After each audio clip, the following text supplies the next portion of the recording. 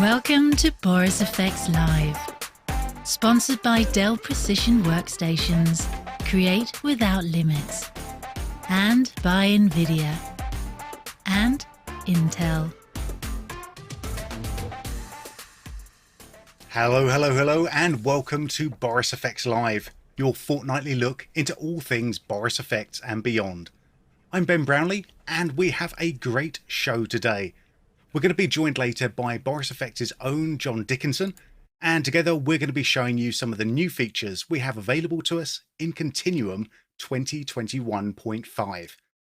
This is launch day, and instead of being at the launch party with everyone else, we're here to host our own little get-together with all of you. So we've got new filters, we've got more Avid functionality, we've got huge new strides for your particle effects in particle illusion. All in all, it's just going to be a good time.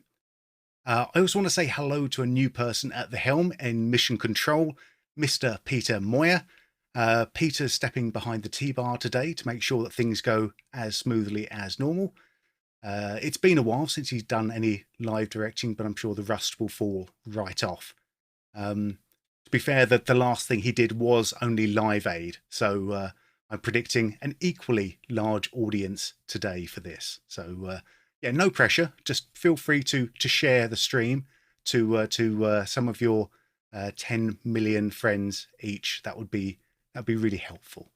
I'm just waiting now for Phil Collins's Concorde to arrive, and I'm sure that'll be here soon. So in case you couldn't tell, we are live. And what this means is that you get to ask us questions live. So how do you do that? Well, if you're watching on YouTube, then just use the little chat window to the right of the viewer. If you're at borisfxlive.com, then you'll see a similar chat window to the right of you just over there. And why else would you want to be at borisfxlive.com? Well, this reason. Actually, not that reason, the other reason. You get a chance to join in our competition. So all you have to do to join in today is scroll down to the bottom of the page at borisfxlive.com, and you'll find full details on how to enter. You go, full terms and conditions apply, of course. So read those through. Before we get started, I do want to say thank you to our sponsors who help to make the stream possible. So that is a big shout out to NVIDIA, Dell, and Intel.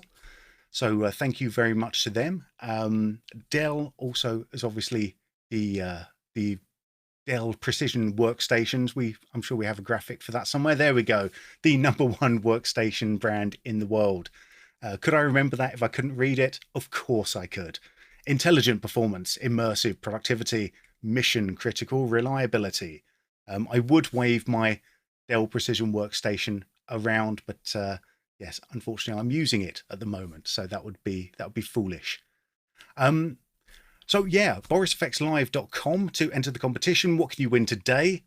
Well, we've got a couple of really big prizes to celebrate the launch of Continuum 2021.5. We have a 12-month subscription going out to one lucky winner, and we also have the Boris FX Suite going to another lucky winner. And the Boris FX Suite is everything that we make, including Continuum that we're going to be seeing today, but also Sapphire, Silhouette, Mocha Pro, and of course Optics. Excellent. So without any more further ado, I think I'm going to bring in our first guest, my co-presenter for the day, Mr. John Dickinson. Are you there, John? I am here, Ben. Lovely to see you again. It's good to see you as well. This is actually a perfect time for us to meet. It's 11 o'clock at night for me, and 6, 7 in the morning for you? It's 1 sec. It's 7 at the moment, but I was ready at 6, thinking I was starting at 6, so I'm ready to go. Perfect. Time zones are fun and tricky and fickle mistresses. So there we go. What are you going to show for us today? particle illusion in Continuum 2021.5. Some amazing new features. Looking forward to getting right into it. Excellent. And once John's shown you a bit of particle illusion, I will be then taking over and I'll be showing you some other stuff in Continuum 2021.5 as well. But do remember, keep asking your questions while John's going, and I'll probably break in and interrupt him many times. Please do. Completely ruining his flow, of course. So without any more further ado, if you're ready, John, I think we'll let's take a look at particle illusion. I am ready. All right, so welcome. Today I'm going to be showing you some of the brand new features in Particle Illusion 2021.5 inside Continuum. And you can see I've already got Particle Illusion launched here. And if you're using Particle Illusion, you'll already see that the interface looks slightly different. There's a brand new node view down here. Now, also if you've used Particle Illusion in the past, as I have, you remember that when you start working with emitters and particles, especially if you're using more than one or two, then over here in the controls panel you have a huge long list of parameters, and really difficult to zero in on the parameter that it was difficult, the parameter that you wanted to find. You had to scroll up and down that list. That's all changed now with the new node view. So at the moment you can see it says camera at the top here. That's because in the node view I haven't clicked anything. So if I click layer 1, you can see now we can see the layer 1 parameters. So I'm going to go ahead and add a preset just by coming down to one of the new 2021.5 emitters and just double click to add that onto my stage. And you can see over here in the node view we've got the emitter, which is selected, and up here are all the emitter parameters. So you can already see how easy it is to zero in on the particular parameter that you need based on whether you're working with the emitter or the particle. So if I click on the particle, what we'll see up the top here is the particle parameters. And when you're working with, like I said, multiple emitters, multiple particles, and maybe some super emitters, you can have, 300 different parameters in here, and finding stuff was really difficult, but that's all changed now. Now, in 2021.5, this is for navigational purposes. You can't actually interact necessarily with these nodes, but just being navigational is still super useful. And we'll look at making these even more functional in future releases. But you can see on the particle node that there's a gradient, and that's the color for the particle. So if I come up here and twirl open properties and twirl open colors, there's the representative gradient there. So it gives you an idea about what that particle color is, which is really useful. And also on the right of that, you can see the particle shape. So up here, there's a shape image for the particle. Remember, if I click on that, I can change this to a different shape and just choose something like that. Apply. And now that image has changed as well. So very useful new addition to 2021.5 nodes. You can move them around, obviously. And I could go in and I could apply a second preset like that. You can see that adds that into the list. Let me just give myself a little more room here. And you can sort them out just by dragging a marquee and selecting and moving them around. If you find you've made a bit of a mess, you can reset just by pressing the R button to reset the layout, and you can zoom in and out. So super handy. I mean, Particle Illusion has really needed this for a long time, and it's great to see it as a feature finally. So let's move on from nodes. Let's take a look. Let's take a look at some new features in the timeline. I'm just going to drag and make that a little larger. And if I just hit play here, obviously we've got a couple of new particle emitters in there. Now, one thing to notice is the performance has been improved. There's a new caching feature. If I click and drag frames that have been added to the cache, then you can see they instantaneously update. So it's actually, once your emitter's actually cached, it's much easier to work with your emitters inside Particle Illusion on the stage, which is really great. Let me come down and give myself a little more room here. Select one of these particles. And if I just scroll down to the bottom here, and let's find something that's keyframed.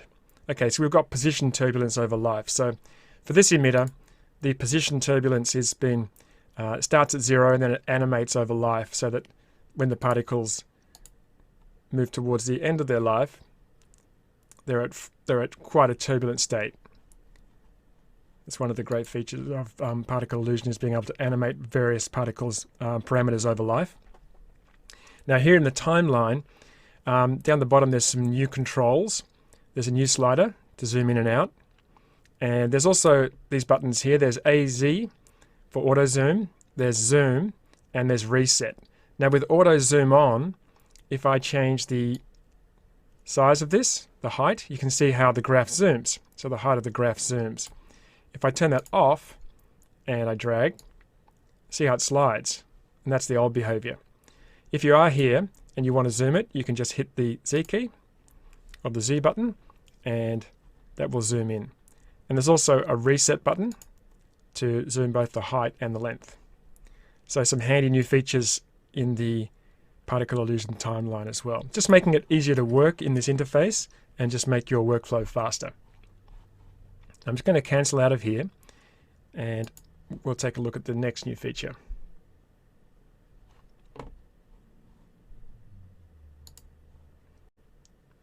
Okay, the next new feature is some brand new 3D emitters. I'm going to open up this comp and come in and launch particle illusion. Obviously I'm working in particle illusion here inside Continuum in After Effects. So I'll just launch particle illusion. Okay, so what have I got here? I've got a simple pixie dust preset that's been modified to use a circle shape. If I just press play, you can see those particles start to load up. Now 3D was introduced in particle illusion in version 2021, and that was a great new feature in 2021. If I just click away down here in the node view, that gives me access to my cameras. And notice how I'm actually in 3D mode here. What you'll find is that 3D is the default now. I can switch it back to 2D, but I think generally you just want to stay in 3D all the time now. I'm not sure why you necessarily want 2D nodes. What I'm going to do is come up to the cameras and choose orbit. That gives me an orbit camera and twill open rotation, and I can spin around that. So this was introduced in 2021, Continuum 2021 and Particle Illusion 2021, which was a great new feature. But now we have some different emitter shapes. First is box, which is super handy. I can click here on the stage and change the size of that. I can also come down and adjust the width, height, and the depth numerically. Plus, there's also now Z position, so you can position your particles in Z space, which we didn't have in previous versions. Let's go to a world view. I'm just going to roll my mouse wheel out there and just drag that position. So obviously this is really handy because you can now do things like particle fields and dust, and you can fly your camera through, and something you haven't been able to do with particle illusion in the past. Let me just decrease the number here. I'm going to bring that down to 1, and I'll just drag this, make that big, just increase the depth. So you start to get that sort of thing going on. Come back to render view. Now you've got a nice big field of particles. The other option is the brand new sphere emitter shape, and that gives us a sphere. Now this is obviously way too big. I can come down and change the radius. I've made that super huge. I'm going to bring that down something like that, and just going to zoom in a little bit and just increase my particle number like that. Once again, come up to my world view, and you can see we have a sphere of particles, so another super handy feature. So that's the new 3D emitter shapes. Let me just cancel out of this, and we'll take a look at an example of something I've set up in After Effects. So here's a finished example. Just do a little preview. So here I've got 5 sphere emitters, and I've also got a box emitter, and that's encompassing the entire scene. You can see some little dust particles that are floating around, and that's a really nice big box emitter. And I've got the After Effects camera just rotating or orbiting around that.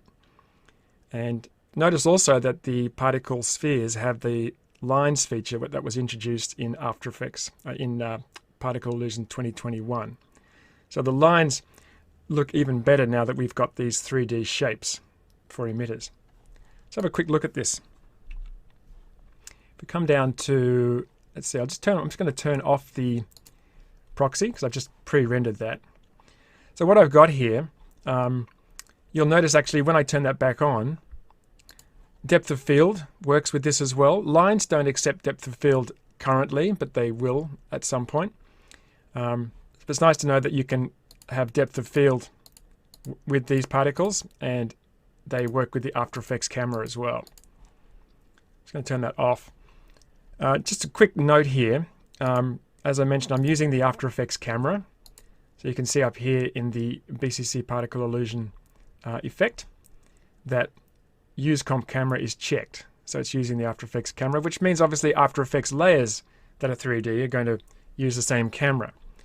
So all I've done is I've just I've linked the null, the camera to a null, and if I hit the R key, just set a couple of keyframes for Y rotation. So that's rotating the camera, or the null is rotating the camera around the point of interest. So that's what's giving me that orbit. And to make the text look as if it's, let me just turn on the proxy again, to make the text look as if it's coming in front and behind. Obviously, currently 3D plugins don't use the same 3D world that After Effects layers use. So they are different 3D environments. And the only way you can get this text to interact like this, or to appear to be in the same environment, is to do a little trick where you split the text layers. So I've got a couple of text layers in front, and at a certain point, just here, when they're not actually crossing over or overlapping the particle illusion layer, I've split those layers and then dropped them behind the particles. So when they come around, so particle now here is in front, then it's split at that point, and then it goes round behind. So a little trick there. So I'll actually put out a little tip or tutorial on that and show you how I did this and how I set this up. But already you can see how your After Effects layers can really get that little extra special look by adding a few particle illusion particles to them. So that's 3D emitters. And just to mention also that 3D forces and deflectors also work with these new 3D emitters. Let's take a look at the new Comp Lights feature. Now, as I mentioned, I'm working here in After Effects, as you can see. And previously, Particle Illusion didn't really, other than using the After Effects camera, didn't really couldn't really be used with any other After Effects 3D features, but that's all changed now in this version. What I'm going to do is just come up and take a look at the effect. So you can see Transforms is set to none. I'm going to choose Emitter, and that gives me this new Take Path From option. And there's a few options. I can choose Comp Lights, 3D Layer, or Mask and Text. And we're going to look at all of these individually. First of all is Comp Lights. So I'll make a new light. Just going to drop a point light in there, and nothing's going to happen at the moment. I've got to select my particle illusion layer, and from Take Path From, I'm going to choose Comp Lights. So now particle illusion can follow After Effects lights, which is really handy. Move the light around, move it back in Z space, and the particle emitter is going to follow along, which is really handy. If I make another light, just duplicate that and drag that. Now I've got two emitters. It's the same emitter node inside of Particle Illusion, but it's just duplicated. If we come back to the effect, you can see Take Path From obviously is comp lights, but comp lights is set to all lights. There's a few options here. You can choose visible, non-visible, and a range of different options depending on how you've named the light. And obviously, in your After Effects scene, you want some lights to be used to illuminate the scene, but you want other lights just to basically be, placeholders for the particles. So you can do that using these different options. Let's take a look at an example. So here's a fun example that I sort of rigged up. So this is all done in After Effects. So I've got some shape layers to sort of create this little cavern, or this little room, and a few 3D shape layers using the Cinema 4D renderer in After Effects to create those little torches. And I've got 6 lights in there with particle illusion linked to each of the lights. And in the center there is a 3D Cinema 4D file from Continuum Title Studio, because Title Studio can also use the After Effects camera as well. So it's nice to be able to now integrate particle illusion with Title Studio layers. Let's take a quick look at this. I'll just turn off the proxy. Before we break this down too far, John, can I just Sure. jump in a second? Because this is looking great, but I've already got like 2 pages worth of questions, and I think if we go too much further down, it's all going to get a bit tricky. So excellent. The first one actually isn't a question. Scott asks, please do more tutorials. So what are the plans for more tutorials for some of these new features? Oh yeah, well definitely I'm going to be doing tutorials for some of these finished spots, finished looks that I've created. So look out for those in the coming weeks.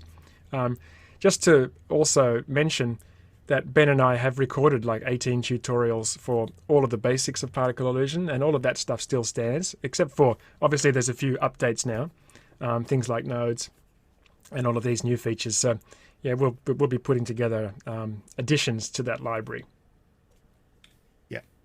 Yeah, I think that's the thing, isn't it? Is that particle illusion has grown significantly over the past year, but the fundamentals of it are still there. So it's going to be useful just to sort of you've got 8 hours worth of training already to get through. So definitely work through that.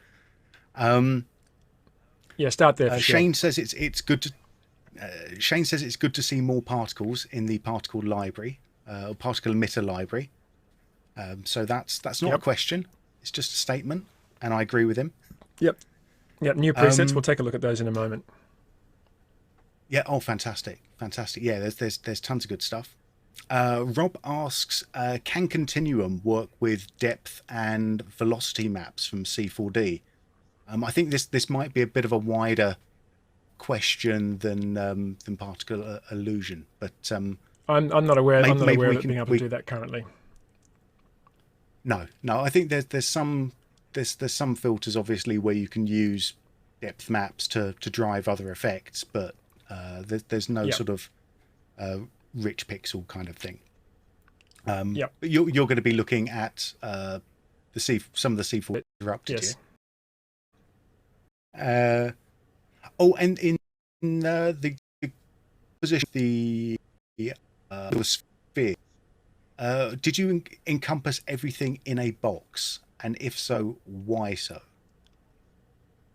With the sphere? Yeah. When I chose the sphere emitter and the box emitter, they have a new heads-up display that just encompasses that. I didn't do anything; it just appears on the stage, so just allowing you to interact with it. I didn't actually have to put it into a box. That's just the heads-up display that appears when you choose that emitter. Perfect. So it's basically an easier way of seeing what your emitter's doing in 3D, which we didn't have before. Yeah, and interacting with it as I just demonstrated, you can click and drag on one of the corners of that box to change the size. Excuse me, to change the size of it. Fantastic. The split layers, that was also called out of splitting up the text layers to show which one goes behind and in front. Great technique, nice classic technique that's been used for That's a classic lots technique, of other After Effects things that don't really respect a kind of combined 3D world. Yeah, it's a trick, obviously, but if you're doing something like that where you can split it, where the layers aren't overlapping, then yeah, it actually looks quite good. It does. I mean, if you hadn't have shown the comp, I would never have known, because it just looks like a comp that's meant to be there. That's great. Exactly. Yeah, I'm going to do a short tutorial on that one too. Excellent. I'm going to rattle through just another one question.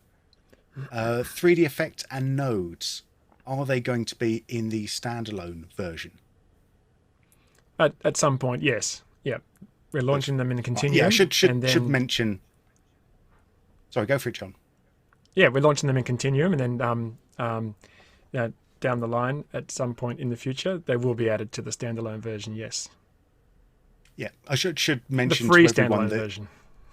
That is exactly it. Yeah, Particle Illusion comes as part of the Continuum package, but there's also a free standalone version that anyone can use and just render stuff out as they want to, and you can just get that at the Boris FX website. So that's nice. It's free for everyone.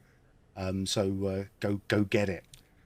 Yeah, you're watching. Obviously, you're watching Boris FX live. If you're watching us on YouTube and you're enjoying what you're seeing so far, there's a little thumbs up button just underneath the viewer. I'm not too proud to ask people to press that button if you're enjoying it. It helps us out, and it helps other people learn about the stream. So it's really useful if people are enjoying to press that button. Another thing you can do on YouTube or on borisfxlive.com is ask questions. As you can tell, we are answering questions as they come in, thick and fast. Another thing you might want to do on the borisfxlive.com website is to join in our competition. We have a full 1-year subscription for Continuum, the new version of Continuum, for one lucky winner, plus a 1-year subscription for the Boris FX suite. That's everything that we make, including Continuum that you're seeing today, and Sapphire, Mocha Pro, Silhouette, and of course Optics. So if you haven't joined the competition, there's still a little bit of time left, so go over to borisfxlive.com and join in there. Right, without any more further ado, I will throw back to John. Thanks very much for letting me jump in and interrupt. Back to John. No, not at all. Thanks, Ben. Okay, so I've got early morning scratchy voice. All right, so let's get back to this particular setup. I'm not going to break this down completely. I just want to point out a couple of things. So we've got the 3D lights here that are tracking. We've got the 3D emitters that are tracking After Effects lights. Just going to give myself a little bit of space here. Just going to quickly check my headphones. There we go. I just wanted to point out a couple of things. So I've got I've got like 6 lights here, and I've got 6 emitters. So I position those lights in 3D space, and I've got to turn on the let's see, there we go. Just turn on those lights, and you can see them positioned in 3D space. I'm just going to come to my top view. I'll go 2 views horizontal. So there they are, and the camera's just pushing down the middle there. There's the camera just there, just animated on the Z just to move down the middle. Now, one thing I wanted to point out was, because you can now link these emitters to lights, obviously you can use expressions and things to control the lights, and they're going to affect the particles. So if I just select emitter 1, actually let's just select this one here. Just roll in there. If I press EE twice on the keyboard, there are a couple of expressions here. This one here is just a simple wiggle expression, and all I'm doing is I'm wiggling the position on the y-axis. And what that's doing, if I just turn on the proxy again, it's just wiggling the light up and down a little bit, just moving the light up and down, which makes the flames feel like they're sort of floating, this sort of flamey particle emitter, like they're sort of floating on top of this, whatever you call this torch. So they feel like they're floating on top, just with a simple expression. But also, I've actually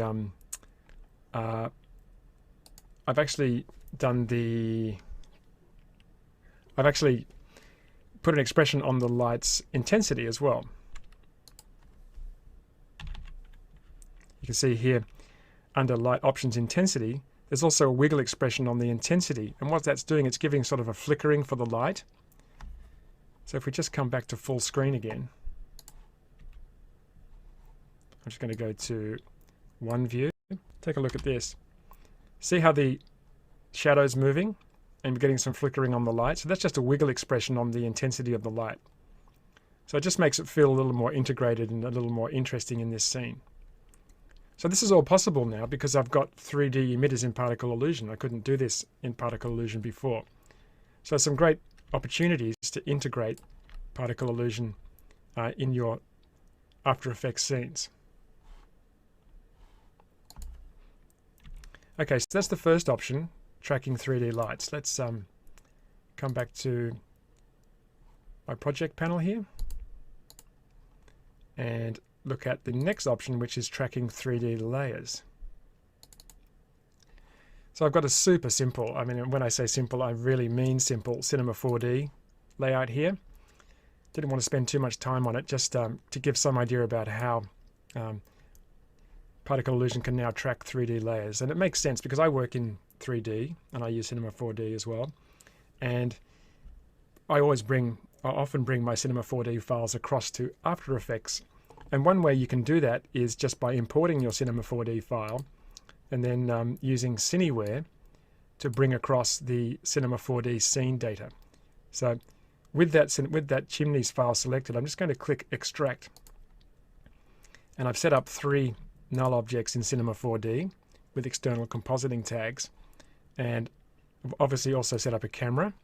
So it's brought the Cinema 4D camera across, and it's brought those 3 external compositing tags across as nulls. And they're all positioned at the tips of those objects in Cinema 4D. So you can already see what I'm going to do. I'm just going to select the smoke layer, and cylinder 1, or cylinder, is this one here, just in the middle. So if I come up to transforms and choose emitter, and then take path from 3D layer, and just give that a little wiggle.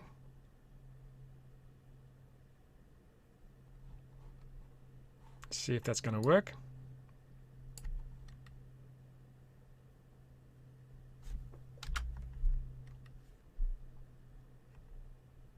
See what I'm doing wrong here.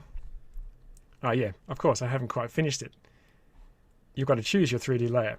So I took path from 3D layer, but I didn't tell particle illusion which layer to choose because there's 3 in here. So there we go. I'm going to choose cylinder. There we go. So it pops straight on. So now you can position your particle illusion emitters in 3D, which is great. Obviously, you can link them to After Effects 3D layers, but if you're working in 3D, say in Cinema 4D, and I say specifically Cinema 4D because of the integration between Cinema 4D and After Effects. I mean, you can import Cinema 4D files directly into After Effects. So you can set that up in Cinema, you can bring it across to After Effects using particle illusion and comp in all of your particles, which is really useful. Okay, the third option, actually just have a quick look at this example. This is just a quick example of using 3 versions of particle illusion, so 3 particle illusion layers, and those 3 different null objects from Cinema 4D. So they're all positioned in there. And the last option for paths is masks and text. So obviously, as a motion graphic designer myself, this is probably the most exciting new update for Particle Illusion 2021.5. So we can now finally track masks and text with our particle emitters. This is something I've been asking for a long time. So I've got here the Particle Illusion logo, and you can see there's a couple of masks applied to it, one on the inside and one on the outside. So with that layer selected, if I come up to Particle Illusion and for transforms once again, choose emitter because I'm working with the emitter, then take path from, if I choose mask and text, you can see something's already happened there. If I twirl open mask text, then I can choose my path. So there's a few options. There's all masks simultaneously and sequentially. I can choose a single mask, or I can choose text, both simultaneously and sequentially. So it's there on all masks sequentially by default. I'm going to turn off the text for a moment. So I'll just do a quick preview of this. See, it's going to track that around. And the reason it's tracking that around is because I've animated. You can see it's going sequentially at the moment, which is actually quite a good look to do sequentially. The reason that's doing that is because I've actually set a couple of keyframes for path location. If I just hit the U key, see there's the keyframes there. So I've started at 0, and then I've animated round to 1 whole revolution. So it's starting them down the bottom here. And the spot that the particle emitter starts is the first vertex on the mask. So if I wanted it to start up here, I'd select that vertex and come up to my layer and choose mask and shape path and choose set first vertex. And that'll be then the starting point. So that'll be where it starts. Just do a quick preview again. Around they go. Really nice. And see how I've got lines turned on? It was introduced in 2021. Lines look really nice with this. If I choose all masks simultaneously, that's going to do both at the same time. Quick preview of that. And obviously the more masks you have in here, then the more emitters you're going to have. Gives this really nice sort of magical, celebratory look. Like that, really nice. And obviously you can choose a single mask as well if you only wanted to track a single mask. So that's masks. Let's take a look at text.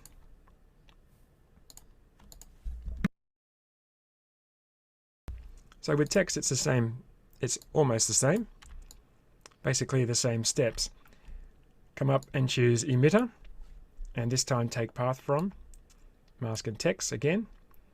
And this time I'm going to choose text simultaneously. Now look what happens here. When I choose text simultaneously, it puts an emitter on each of the paths for the text. So for the P there's actually 2, one inner and one outer. So there's going to be a fair few particles here. So if you have a lot of text, then obviously it's going to go a little slower because there's more particles. But you can have the particle emitters on every single letter. Like that. Or you can have text all masks sequentially, and that will, all text sequentially, and that will run that emitter along the text. So it's basically running the emitter around one letter, then coming across to the A, and then across to the R. And the slower that you animate the path location, the more detail you'll get in the actual drawing of the letters. The faster it is, the less detail. But sometimes all you want is just particles to to run across from left to right across your letters. For example, in this this finished example, I've just animated the levels on the mask and the text just to sort of bring them up from darkness. So you get this kind of look. So you can use the particles to sort of reveal things. something like that, which is really nice. That's really cool, John. I love this. Thanks, mate. A bit of sapphire ultra glow on top of that as well. Well, of course. I mean, what's an effect without a little bit of sapphire ultra glow? Is it possible to use deflectors and forces still when you're emitting from text? Of course. Let's have a look at an example. So, I mean, the emitter, it doesn't change how emitters work. It just adds the new functionality of being able to run your emitter along a path, which is great. Either a mask path or a text path. So if I take a look at this example here we go. So watch what happens when the particles fall to the floor. So they're now hitting a deflector. So we've got the particles set to text simultaneously, and the weight of the particles is set fairly high, so they're dropping down and hitting the floor. And I've also got a force at the top here, which is pushing those particles around and making them look as if the text is doing the Avengers kind of finger snap. I didn't know you. I know it seemed like that question was queuing you up for this, but I actually really didn't know that you had this one ready and raring to go. Oh yeah, yeah. I'm sure. Yeah, so I'm sure we'll be looking at as well. That's great. Will we be looking at forces a little bit later? 3D forces. With forces, yeah, we can. Well, yeah, we can take a look at those in a moment for sure. Okay, cool. I've got some other questions. If you Sure. want to, if we can we break in for questions right now? Or yep, sure. Oh no, I always try to do it at the most inconvenient times, obviously. All right, I'm used to it. I'm a pro. That's it. that you are. I mean, a lot of these things we're working in After Effects. So a lot of these things like being able to work with After Effects cameras and tracking to After Effects text and things, they are After Effects specific, right? Of course, yeah. These are specific to After Effects. Yeah. So I mean, this is probably a reason of stuff that you couldn't do in the standalone version at all, even with little sort of tricks and tips. No, exactly, because it's using After Effects lights, After Effects 3D layers, and After Effects text and masks. They're all After Effects features. That's it. And there are other Continuum filters as well that we've seen the other Continuum filters that use After Effects cameras, but there are other ones that use After Effects lights, so you could theoretically tie a lot of those things together as well, quite lens simply. flare, for example. Yeah. Sure. Yep.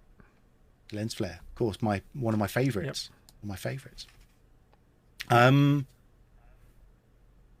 Actually, I think I'm going to save a couple of these questions for later. I did want to say though that I'm going to be showing you some other Continuum filters in just a little bit. John at the moment's been focusing obviously on particle illusion. I'm going to be showing you some stuff in the cinematographer's toolkit. So what I'd like to know is if there is a particular host that you would like to see me use these filters on. We've been a little bit After Effects centric up till now, with as we can see, it's because some of these features you can't use them in any other host.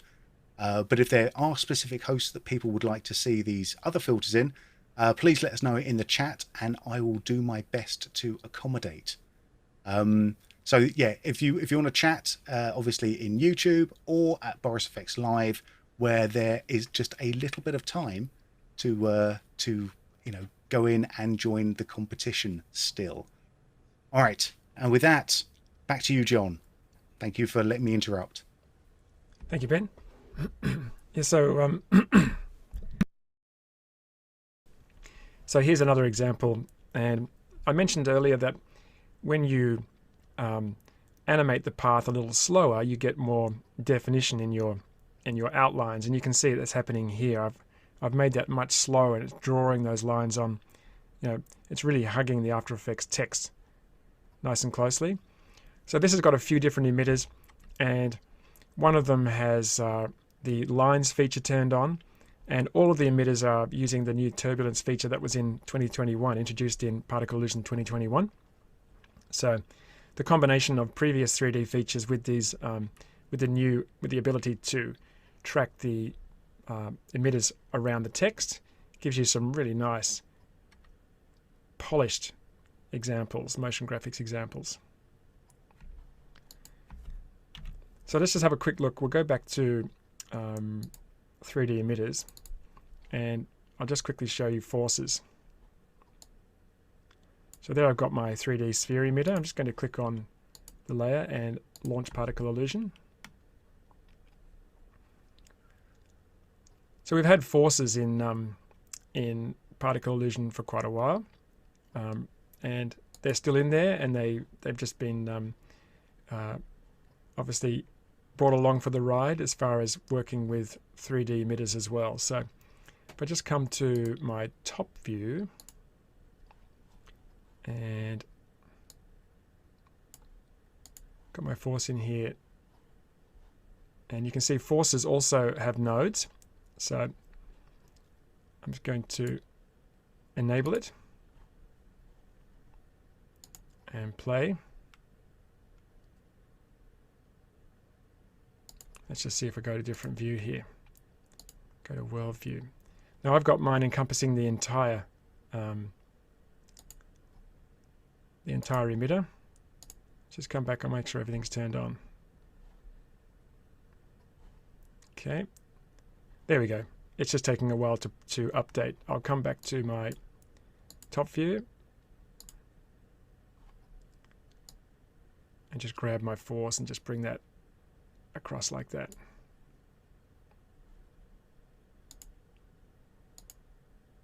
So you can see how the force is affecting that 3D sphere. Come back to world view.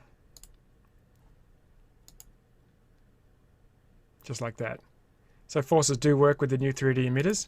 There are also deflectors also work in 3D. Currently the deflector doesn't have a 3D shape in the heads-up display, but it still does interact with the 3D shapes.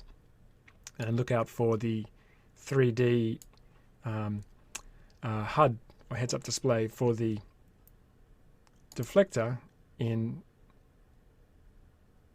a point release. You can see how that's already deflecting those particles.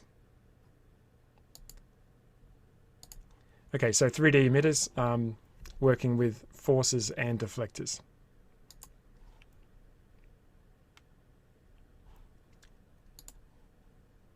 So that's pretty much it for the key new features in Particle Illusion 2021.5. Look out for some tutorials coming soon where I'll dig into some of these features in a little more detail. So I'll hand it back across to you, Ben. Cool, thank you very much. I will let me just make sure I'm on my right screen. There we go. I've got 1,000 screens in front of me at the moment. Thanks, John. That was excellent. I've got a few more questions, obviously. Sure. Because that's what I do. I collect questions. Now you've been showing Particle Illusion inside of After Effects, but it's also available as a plugin for the other Continuum hosts. Sure. Which sort of I mean, I think what I'm trying to get down to, let's cut to the chase. 3D. How does 3D work in non After Effects host where, you know, you can use the After Effects camera, but if you're working in Resolve or Fusion, you don't have an After Effects camera. So what do you do there? That's right. So you wouldn't use the After Effects camera. You'd use the Particle Illusion cameras. So Particle Illusion has its own cameras, and how you integrate that with whatever 3D, say the other hosts have, is something you'd have to work out. But the feature of using the comp camera in After Effects is specific to After Effects. So I mean, in this new version, you've got nodes, which is going to work in any host. You've got 3D emitters, which is going to work in any host.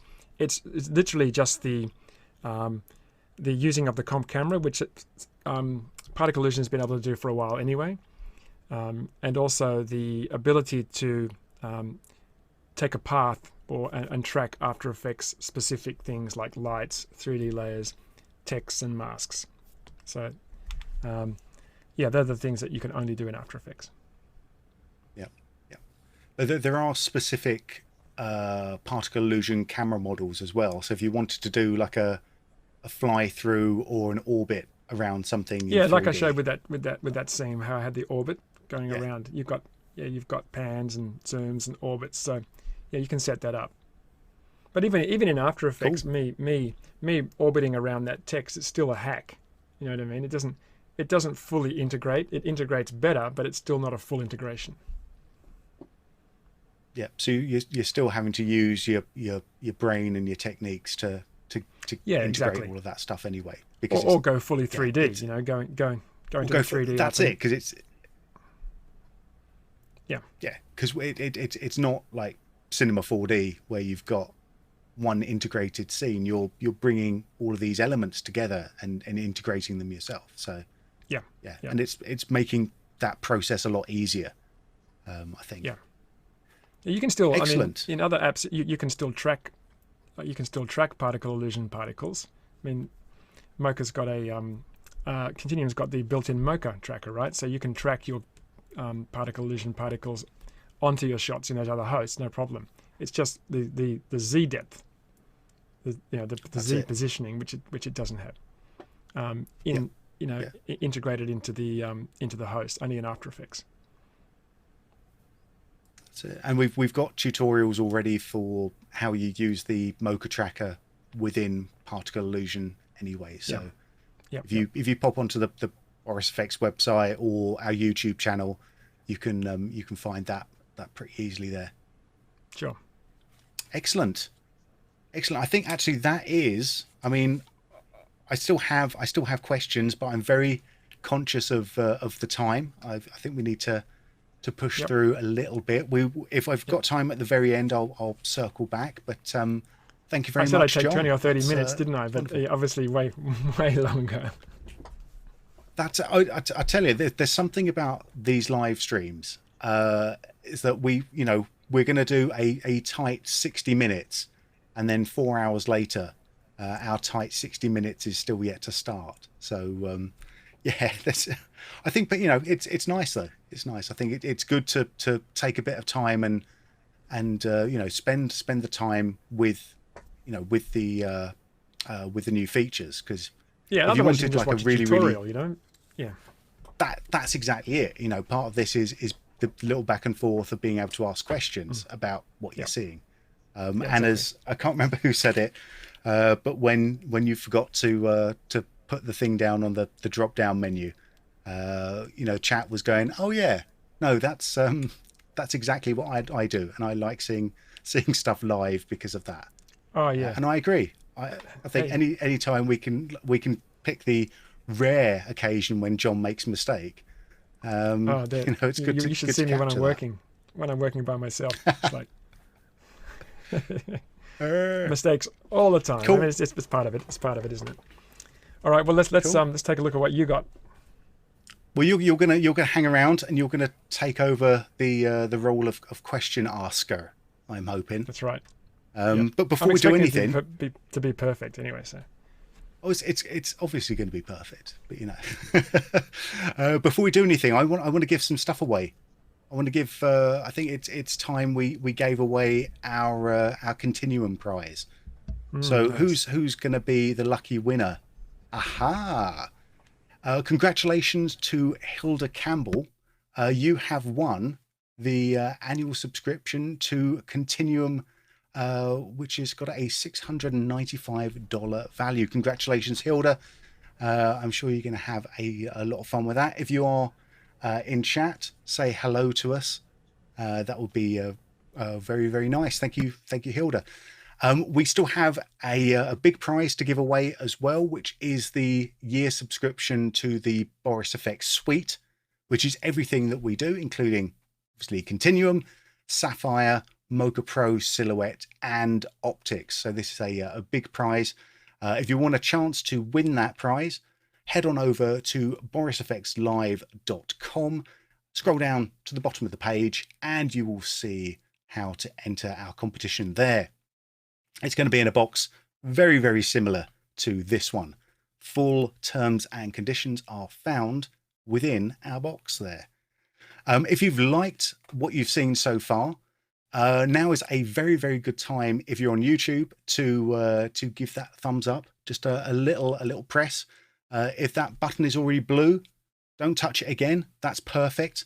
But if it's not blue, now is the time to make it blue. It costs you nothing, and it helps us out a lot by letting YouTube say that you're enjoying the content and lets us know that this is the sort of stuff you want to see. All right. And with that in mind, with all of that, it is now my turn to shine. I am going to swap over to my application here. I asked people what hosts they wanted to see the new Continuum filters in, and I got a lot of good feedback. But I think we're going to start in Resolve. But before we have a look at this, let's just run a quick video to show us a little bit more information about what we're going to be seeing here and now. So Mr. Peter, if we can have a little look, there we go. So in Continuum 2021, we had this thing called the Cinematographer's Toolkit.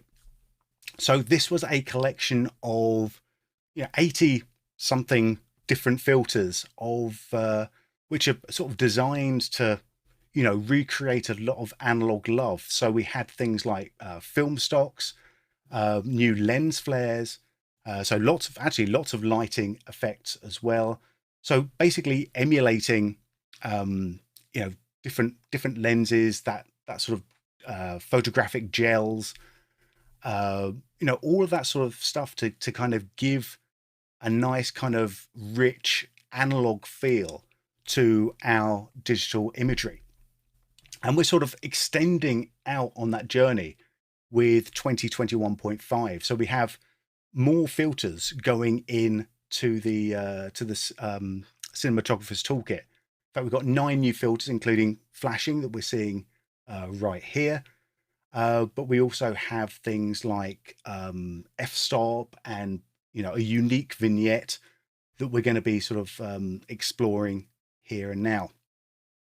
Now, a lot of these filters are, they're relatively, simple to use. They've been designed to be very, very straightforward to use without kind of sacrificing flexibility.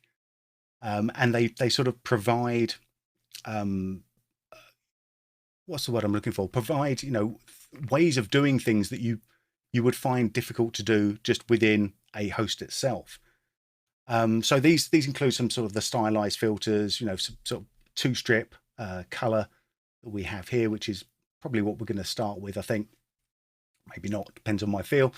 But also things like capturing that look of film grunge as well. Or in this case, we have a little vignette. Lots of hosts have a vignette already in them, but there's something very special about the Continuum, the BCC Plus vignette. And this is the film grunge we're going to be exploring soon. So let's pop back in and actually start working with some of these effects. I'm in Resolve. I think this is probably a nice place to start. And I'm going to show how we can use these in some of the different rooms in Resolve as well, some of the different pages in Resolve. So, as I said, now the Cinematographer's Toolkit, the new filters within Continuum, sort of number around about 90 different filters. So it can be a little bit tricky to kind of come in and just find where they are if we were just looking in a big long list here. So we've always made it easy to search for them by typing in BCC for Boris Continuum Complete. But now if we do BCC Plus, we only see the new filters. We only see the Cinematographer's Toolkit. And I'm going to start with, what shall I start with on this one? Actually, I'll start with f-stop, because this is just a nice sort of straightforward little thing. This is, it feels a bit strange showing this in Resolve, which is obviously known for its color correction, but this makes a lot of stuff very, very straightforward. Just if you're an editor wanting to do a simple bit of color correction, then this makes it easy to do that. And what f-stop does is it sort of uses a similar sort of scale as a camera f-stop, like a lens f-stop, to either increase or decrease the amount of light that comes into the lens. What this does in practice is it means that I can come in and work on my shadows, mids, and highlights. I'm just going to gang the channels together. And it means that I can come in and just sort of start to easily increase or decrease contrast within those different ranges.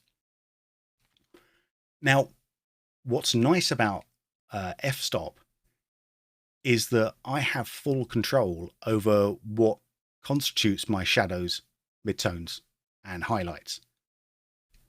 If you really want to, you can see up in the view here, you can see what is being counted as a shadow, midtone, and highlight. And if you're not happy with that, we have control over this here. So in the midtones, if I bring my range down, you can see that I'm now only taking in things like the trees, really, and sort of the middle parts of the trees, rather than just where it started before, which is going a little bit wide. Now, usually, actually, I kind of like that look, but that's not the look that I'm after. This is just the viewing my mats there.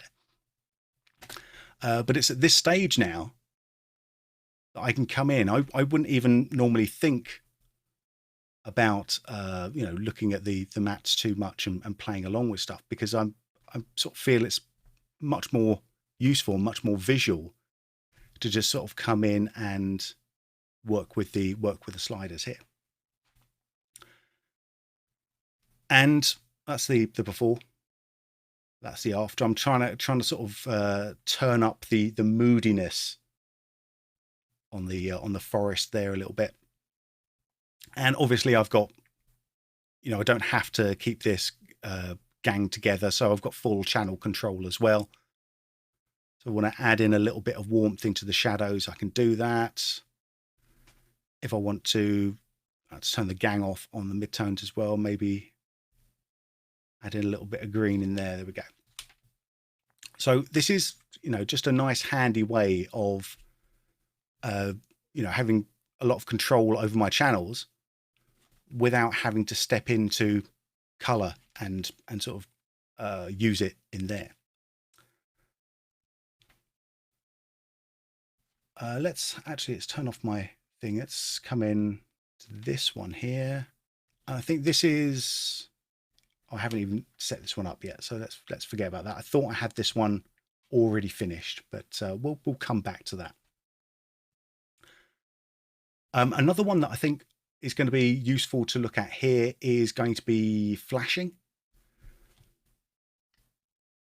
So we have, this is our main shot. It's kind of all right. It's quite nice, but I kind of fancy maybe doing something with the contrast here. And what flashing does, let's type in BCC plus flashing. And what flashing does is it actually lets us, it sort of emulates a real developing technique where you would sort of flash lights on at certain stages as you were developing the film. So it helps to control contrast. And probably, one of the best ways of seeing what any of these filters actually do is to look at the effect editor. So the effect editor, if I click on this, just wait for this to pop in. So what the effects editor does is it's a kind of one-stop shop really for looking at your presets. So we have lots of presets to be going through. But instead of just being a way of taking a look at presets, we still have full control over these effects right here. So in our parameters, I can come in and maybe just flash brightness up in the shadows. You can see what that's doing. So this is the before. As I bring this up, this is just bringing in a nice sympathetic color, that warm amber color into our shadow areas, but not directly into the bottom of the shadows. And just like we could with f-stop, we still actually have full control over what our shadows and our highlights are. So this is what this position and this range is doing. So position says, we're dealing with stuff at level 0. So our shadows and our range is set to 80. So it gives us this nice soft fall off on our, between our shadows there. If I have this quite small, a range of 20, and sort of move this up, we get this interesting sort of look, but you can sort of see that it's only affecting areas within like quite a small range. So unless you're going for a stylized look, I usually have this fairly high, just to go for that sort of soft look there. It's amazing how that makes that shot more dramatic, Ben. Thanks. Yeah, I think this is a nice way of just looking at the A and B. Something else you can do in the effects editor. You can just sort of see what a difference that makes. And we have like a big list of like the standard color filters. So these numbers, they correspond to actual photographic gels. So actual photographic colors. So if we want to, we can, put in something a little bit green, make that a little bit kind of spookier in some ways, and just sort of help out with that. But I really like that amber. Let's go back there. So shadows amber, there we go. The nice thing about having the presets over there is that if I make a big mistake, got them right in. And this is another thing about these filters, is that the cinematographer toolkit filter, the filters found within that cinematographer's toolkit, are fast. They're GPU accelerated. They're HDR ready. So you can sort of be playing back in real time with a number of these sort of stacked together, on 4K footage. I'm using I think these are actually, are these I can't remember this is ProRes or, I've got a feeling this is Ultra HD ProRes. I can actually find out what that is. Clip attributes, please. Oh no, I'd probably find that in the metadata, wouldn't I? Yeah. So these are Apple ProRes Ultra HD. And we can start to stack in a few little bits and bobs on here and still be laughing. So if I bring in, stick some rays over the top, that's it's a little bit big, a little bit of a dramatic effect, shall we say? So maybe I want to chop that down a little bit. So we just take the brightness down. Take the threshold up, so it's really only the the brightest areas that are coming in. And maybe because we're in Resolve, we can also see the OFX overlays as well. So with that turned on, with rays here, we should be able to see some of the overlays for us as well. Obviously, it's not working right now because I asked it to work. So we can start playing around with that a little bit. And even with big rays playing up and me doing streaming in the background, we're still locking in real time in the viewer. So that's kind of fun. I like that.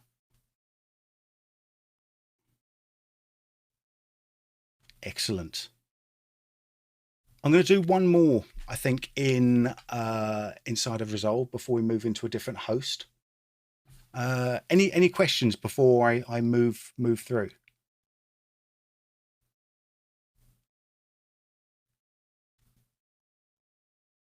Let's have a little look. I'm frantically. I'm trying to read. I've been looking through them. There's not any specific ones that I can see.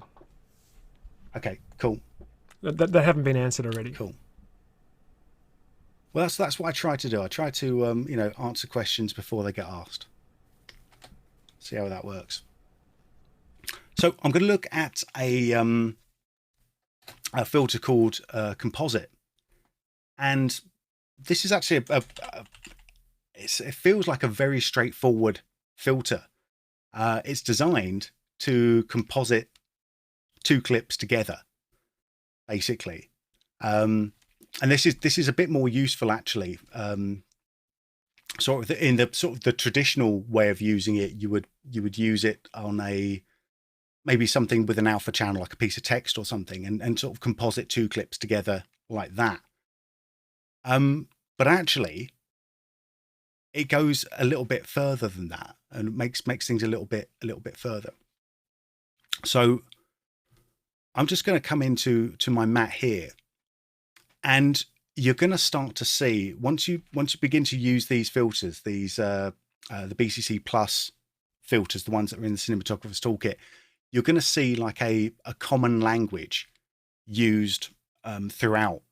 Basically, it's like, so once you know how one module works, you're going to see and know how that module works in multiple different filters. So here in the mat, I don't have to use the alpha channel of this top clip, which is lucky because this top clip doesn't have an alpha channel. It's just a proper video clip. It's a full size video clip. So I can use something like the luminance instead to generate out the map. And if I invert that, well, that looks like something pretty big and horrible, right? Okay, it's basically not usable in its current situation. And that's what makes Composite actually a bit fun to use, is that instead of just bringing two layers together, we've got all the other different things that we can do with it. We can add in color correction, transform, blur. So I can come in here. I'll bring the brightness down. Maybe I'll bring the contrast up quite a bit. Gamma down. I'll just sort of, I'm not going to say play. I'm going to explore and experiment with the filter until I find something that I like. Look at this. Down at the bottom here, we have a flash color. Okay, well, we know what the flash does now. Let's see if it works in the same way. I'll come in, I'll bring in my little amber color that I used before. And absolutely it does. So once you know how a certain thing works, when you find it in another filter, you're not going to be surprised by it. And that's, really one of the big benefits about having such a large filter package that has been designed in a way where they speak a common language. And that's one of the things I appreciate about Continuum, is that once you know how to use one filter, you can pretty much figure out how those work in all the other places where you'll find it. So I can even transform stuff in here. I can make a what's that? The three howling wolves. What's that T-shirt? Do that, except with this gentleman here. There we go. Oh, that's really not what he's doing. I don't mind. There we go. We can add in film grain. We haven't seen film grain, but if you've worked with Continuum 2021 and used any of the film stocks, you'll know how this film grain works. It's the same way of working. You know, I don't think I'll come in and do too much more to this because I don't think it makes that much sense. I mean, what I could do is actually just crop this in, see how that looks. No, that doesn't work for me. So we've got some in there. We can start to, you know, put two clips together in a different way, all within one filter. We can start, obviously we can keyframe all of this stuff up. And it's just there. It just works. It's nice and responsive. Again, 4K clip. I'm happily, you know, blurring out 200 pixels and still running at full and doing grain and doing all the other stuff and still running at full speed. So that's kind of nice. I like that. I'm going to pop into, hang on a sec, I'm going to see if I've got a version of that or version of something different that I've actually already worked on. I think it might be this one here. Yeah, just popping into to After Effects. This is one of the clips that is actually shown in the Getting Started video. That is up on the Boris FX training page. So this just shows how all I've got here is the word composite and this clip here, which is pretty, you know, pretty nice little shot. We can sort of put those together. I've used the composite as the input channel there as the matte, so we can sort of go in and, you know, look at other channels, other layers as our source for the matte as well, depending on the host. And we can sort of create up a nice, you know, a nice different sort of looking effect. And this is all with just, you know, just a couple of keyframes really.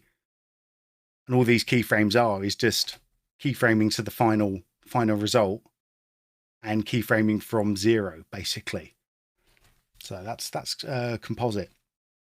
It's one of those effects that looks like really fun, or sort of looks really basic, but is actually really fun because there's a lot of hidden depth to it, which is kind of cool.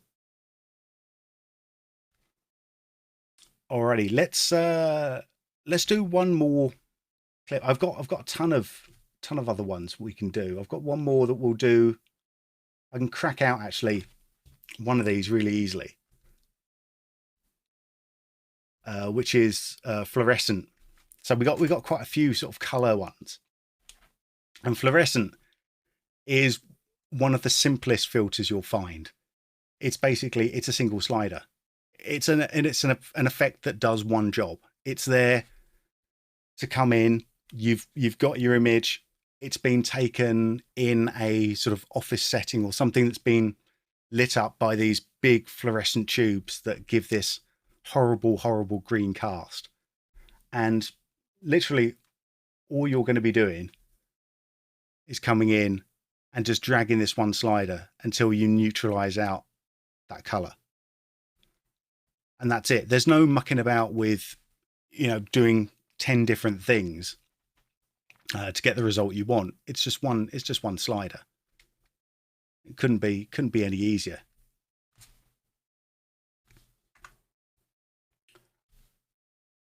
I'll hang on a sec. What other hosts have I got open at the moment? I've got Premiere open. Let's have a little look at Premiere. Oh yeah, here we go. I'm going to do two in Premiere. Then we're going to take a little break and do a competition prize again, I think. So this is Haze. Haze is another very straightforward filter. So we take a look at Haze. What this is doing, it's got two sliders. You know, so some would say it's twice as complex as fluorescent is. But yeah, it's got literally two sliders. One is the haze slider. So this is here to come in and cut through haze. So you can see this is a sort of a foggy shot. So we've got no real shadow details or anything. So it's kind of really, really low contrast. So what haze is going to do, it's going to just add in a little bit of bite into our picture again. So nice and straightforward. Now, another thing that you'll often find when you've shot these hazy shots through fog is that the quality of the color is different. The quality of the light is different. And it often gives you this kind of blue tint to it. So if you want to get rid of that blue tint, all you're going to do is slide the temperature control down. And then we can just neutralize that tint down.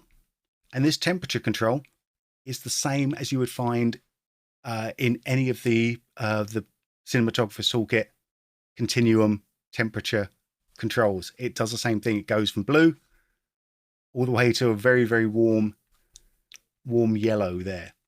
And we're just going to find that sort of middle ground and just come in, and that's it. You know, neutralize things up, make it a little bit warmer again. And these effects, these are, you know, really straightforward to use, because that's exactly what you need them to do. You don't need to do, like, I love lumetri. I use it a lot, but if all you want to do is just try to kind of cut through this haze a little bit, then if you tell someone who's not really experienced in color to come in and figure out all of these little things here, a lot of people are going to get a little bit scared, a little bit put off. So you make it simple. You make it simple, you make it fast. Fast, you know, in being able to use it, and also fast in playback. And that's basically it. I'm gonna end this little section, I think. No, I'm not. No, I'm gonna end this little section on a teaser, because I'm gonna come back and show you what is one of my favorite ones of the new filters. So I'm not even going to tell you which one that's going to be, because what we're going to do now is I'm going to cut back to myself. If I can figure out that button there we go. I can do this. I'm a pro. So what we're going to do now is we are going to give away another prize, our final little prize, and I think we'll do that right now, and then we'll come and have a look and figure out, or show you the last little bits before wrapping some stuff up. And Peter's already on the ball. Look at this. He's already got the today's lucky winner is Shane McKnight. Congratulations, Shane. You have won the Boris FX suite. Congratulations to you. So that is everything that we make. So that is Continuum that you are seeing right now, but it's also Sapphire, it's also Mocha Pro, it's also Silhouette, and of course, if you're doing stills, you've also got optics. So that is a fantastic prize. Well done, Shane. Congratulations. Now, I've been practicing this part for the last 2 weeks to not sound threatening. Shane, we know who you are, we know where you are, we're going to find you and give you your prize in the next couple of days. I also want to say thank you to our other prize winner, who was who we announced earlier. I can't remember her name. Please put the name on while I do my things. Hilda, of course, it's Hilda. Hilda, we also have all your details as well, so we will be in contact within the next couple of days to give you your prize. So congratulations, Hilda and Shane. Excellent. Keep your questions coming, of course. If you're liking what you're seeing and you're watching on YouTube and the thumb isn't blue, make that thumb blue. Give us a nice like on this video, a little thumbs up on this video. it does help us out quite a lot. And with that begging over and done with, I'm going to return now to Premiere for a second, and then over into Avid for the last part. All right. So my favorite of the new filters, not for any real reason except that I love the look, is Two Strip. And is this my right working comp? It is not. I think I'm after this one. Here we go. Yes, Two Strip. Two Strip is a filter that emulates the Two Strip Technicolor look. So if you watch the other video, the What's New in Continuum 2021.5 video, I actually have some examples of what the Two Strip Technicolor process looks like. Do I have them here? Actually, I probably do. Like some of these looked, let's come in. Maybe if I type in, see, this is what you want to, this is why you tune in for stuff live, because you figure out if I've actually brought in the files that I need. I haven't. Those examples on your on the new features video were amazing. Those old film footage examples. Yeah, that's what I'm looking for. If we can just hang on a sec. Let's cut to me for a second, or cut to John for a second, and John's smiling face, while I find these videos, because I know exactly where they are. Because obviously, as a professional, I keep all of my stuff very much in the right place. And I found I was really interested because I'd heard of Two Strip, and I'd seen Two Strip effects, and I'd usually apply them and go, oh, okay. Not really sure what that does, but I didn't realize it was a specific technique that was used in it's a real lot of thing. Films.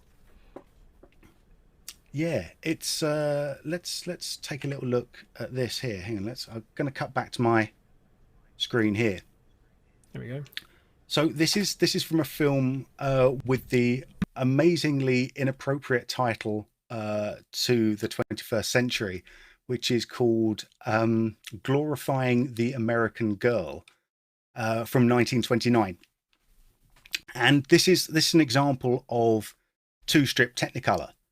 So the way this worked is that they had special cameras. Well, actually, it was like basically a prism over which split the light onto two separate film negatives that were recorded simultaneously, and then they were put together. And there was a few different processes that they tried to get these together, but they would then basically, tint them and sandwich them together into one film strip to get this sort of thing. And this was great for certain looks. If you look here, like skin tones are all pretty much all right. Let's take a look at another example. This is from the Black Pirate. So this is probably one of the most famous actual examples of Two Strip, along with the original Ben-Hur, the 1925 version of Ben-Hur. But if you look at this here, this color isn't green. This is probably a nice big rich blue, but because of the way that this process worked, obviously it couldn't render those colors. It couldn't produce those colors. It literally didn't have the information to produce those colors. So what they did is that they would put all of the focus on skin tones and just sort of go, okay, yeah, we don't care about any of the other colors whatsoever, so long as the skin tones look, skin tone-ish. So all of this, the hair and all of that, it just goes straight out of the window. To move back into a bit more of a recent example, Two Strip actually had a resurgence in the the Aviator. So what Martin Scorsese did in that film is that the different periods of time were reflected in different use of different film stocks, or the appearance of the use of different film stocks. So there was like a big section in that film which was not shot in 2-strip, but made to look like it was 2-strip. And that's what this filter is actually doing. So if I do BCC +2, I've got 2-strip here. I'm going to apply this and check out what happens to our greens. Pretty. But take a little look and compare and contrast that with what's going on in our sort of colors over here. So the filter, the BCC +2-strip filter, is actually using that same digital technique that was used on the Aviator, and we know this because we consulted with the visual effects soup on that film. So what 2-strip as a filter allows us to do is it allows us to be a little bit more flexible than if we were doing it, for real, because we've got a lot more flexibility with this. Obviously, this as a look is interesting, yet kind of limited. I mean, I couldn't put this on I couldn't go to a client with this all the way through and say, here we go, isn't this fantastic? It's like, well, I mean, it's a certain style, but we can't use it like that. So what we've got here is we've got ways of controlling and compensating for things like hue. So maybe I am actually going to try and bring those skin tones back into line with where they were originally. And saturation, let's take saturation down so it's not completely screaming as a color. I can maybe give this a bit more contrast. That's kind of all right. Just the usual little color correction things that we have here. I can even bring in and again, temperature. I can change the temperature. We've seen temperature. We know what temperature does. So if I have a little look at this and just do a little before and after, what I can try to do now is maybe just get this or the skin tones a little bit closer to how they were, just to sort of give me that nice little look. That's maybe a little bit closer. And here's something, there we go, let's just scrub that back. I won't render this. The reason for that is that Premiere will then soak up all of my CPU and it will make the stream really, really choppy.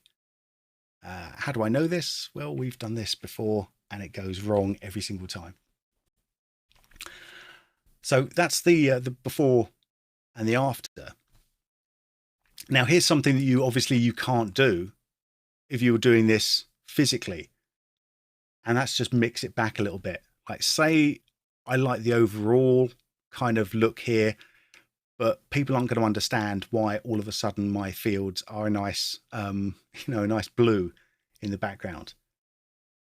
So what I can do with this is I can mix back using just the opacity slider. So I can get something a little bit close to how I want it, or, to the full effect, and then just mix it back a little bit until it's sitting in with my style there. And that gives us a nice kind of unique effect without breaking the bank, without alienating the viewer, basically. Because if we sort of have a ton of blue fields all over the place, people are going to go, oh, that's a little bit weird. Wonder why they're doing that.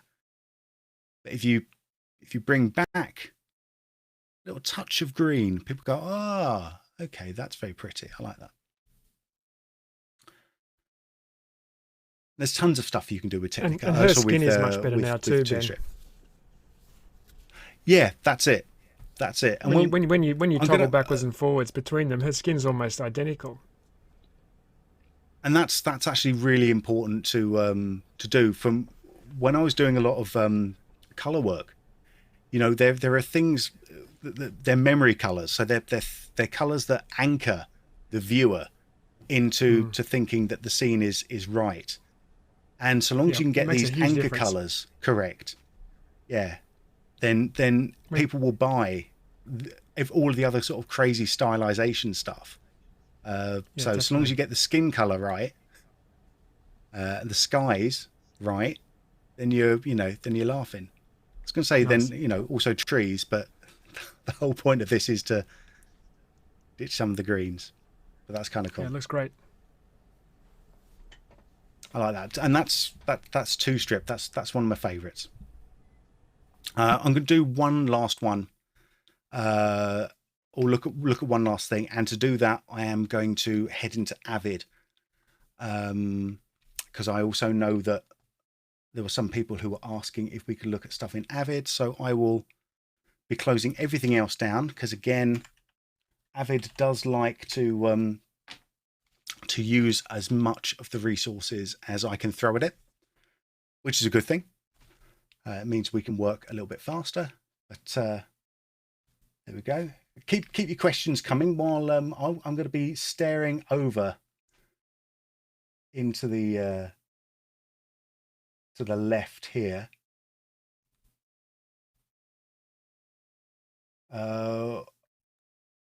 Is this compatible for HDR workflows? Yes, it's floating point. Anyway, so you can do different, and I'll show you how to set that up actually. So you've got different ways of processing the filters depending on what you want to do with them. So let's hang on a second. Avid is still loading up, and it's almost here. So close. I'm going to do while it's waiting here. I'm going to do one last pitch. If you're still watching and you haven't hit the like button, then you are one of very, very few people. So hit that like button while you can. There we go. Cool. All right, I'm back in Avid. So let's have a look here. Hopefully you can see my monitor. You can. Great. All right, so let's pick up this one here. So this is, I'm going to come to a there we go, just to an empty part of the timeline. Now, if you were working with the new filters in Continuum 2021, so the previous version of Continuum, if you're working with them in Avid, there are a few things that you might have noticed that we didn't have, that we normally have within the Continuum filters in Avid. We actually have some specific, very specific, that's not really what I wanted to do, but that's fine. I'll just split this here, get rid of you, bye. Right. So I've got a simple title over my video. And if we take a quick look at my effect editor, let's actually go into the effect here. You can see it is a title with nothing else going on. So previously, let's just type in BCC Plus in Avid. This tip works. Whatever host you're working in, just filter the effects to find the new stuff. We can filter some of these even more. I'm going to come in just to one of the older filters, the ones that were released in the previous version. And I'm just going to use a dual gradient. And I'm just going to bring that over my title here. And because I didn't touch anything else,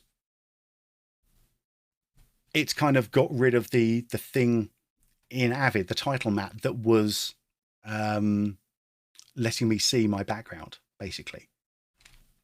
So some of these filters had kind of limited uses with certain types of footage. So stuff with alpha channels can be a little bit tricky. But now with the 2021.5, all of these filters have got the kind of Avid module. So things like applying to a title map, I can just click one button and it's now applying it to the right place. We've still got the effect editor. If you weren't here earlier, we've got the effect editor, which is our way of looking through our presets.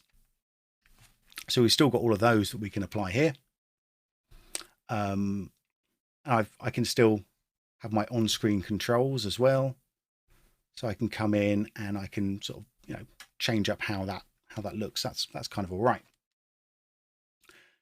Now, what this also means is that I can very easily start to add in multiple filters as well. Again, this is something that other Avid filters sometimes have a little bit of issues with, but we don't have those issues here. So if I come in, I'm going to choose something that I know is going to create up an alpha channel. I'm going to take raise again. And this time when I bring the filter over, I'm going to hold down the Alt key. And that's going to bring that in here. Okay. So now, if we have a little look at the dual gradient, I can make sure that my background is set either to this track or first below. So we can start to, bring in multiple filters and have those all applying to the correct place. So if I didn't want to, so at the moment, if you have a little look here, it's actually applying my raise across the text and the background. Yeah. If I only wanted it to apply to the background, it's at this point I can say, actually, on my gradient, only apply that, I set my background to none here. And in my raise, well, it's at this point that it'd be rather nice to composite that over everything. So now my background stays clear of the filter and it's only the text that is being changed up by the filter. And we can stack up tons and tons of effects. If I have a look over on this one, let's have a look what I've done here. Yeah, basically I've got four different effects all sort of stacked on top of each other. There we go. It's playing back a little bit slow, maybe because I've got four different clips stacked on top of each other. Who knows? It could be something else. It could be another reason. But you can see how easy it is to start to build up different filters. One of the other things that we've got as part of this, the sort of Avid module, I can't remember what the official title is. If you want to know the official title, head over to the website, borisfx.com. But we have this thing called a bypass effect. So if I bypass this, we actually have a way of turning off filters. And this just turns them off, keeps the signal nice and clean without the without the problems of actually removing the filters and then putting them back on again. So this is a good way if you're not sure if something's working, or if you want to speed up some sort of some of the processing, then we can come in and we can just bypass some of these effects, and that will help out with playing these back in real time. The final thing, I know we are running very late now, of course. So the very final thing, safe levels. So we're going to be sure the levels that we produce with our filters are going to be safe. You're not going to be blowing stuff out, which is obviously not a good thing to do if you want to pass QC. Oh, and here's the other thing that I wanted to look at with GPU rendering. And this isn't just Avid specific, this is all the hosts. We can have the GPU rendering set to default, or set to 16-bit float, or even set to 32-bit float as well. If you don't want to do GPU rendering, if you want to render everything nice and slowly, not that slowly, but slower, then you can just disable your GPU rendering right here as well. There's more stuff. There's tons more stuff, but unfortunately, there is also a time for us to say goodbye, and we are very fast approaching that time. Do we have any other questions, John? They all appear to have been handled by our team on the chat. Excellent. There is one just came through then. Would you suggest color correction? Would you suggest color correction prior to utilizing the BCC Continuum? Yes, pretty much. I mean, the way that I handle things, okay, here we go. I'll give you the short answer, which is yes, and then I'll give you the proper answer, which is a little bit more in depth. It depends. There we go. If you're using it to fix something like fluorescent, for example, where you're just trying to get rid of the fluorescent tint, then you would use fluorescent, straight away, just to get rid of that. If you're using something like the film stocks, which are there to do, film stock emulation, or something like 2-strip, something creative, then I would do all of my base color correction first, just to get everything, in a sort of nice, even kind of keel, and then put on the creative effect afterwards. So I always do like technical fixes, primary color correction to get everything nice and smooth, and then I would do the stylization. So it depends at what stage you wanted to do your or you were going to put your filter. So something like f-stop or fluorescent or haze, those will come very early in the queue. Then I'll do my primary color correction to get everything in all my ducks in a row, and then I could put on the stylization effect over the top color effect, like gel, film stock, something like that. So that's how I would do it. That's how I'd recommend people do it as well. But create and be creative with this stuff. That's the fun thing with these, is that you get a chance to explore and play around. That's where you get the most fun out of it. Any more while we're looking over? Oh, thank you, Cope Scotland, for PC versus Mac. It is now 10 to 1 in the morning for me. Please join us on the next live stream, where we will get into a more in-depth discussion about PC versus Mac. I know what you're doing. I'm being a little bit facetious. Continuum works equally, or Continuum works in both PC and Mac.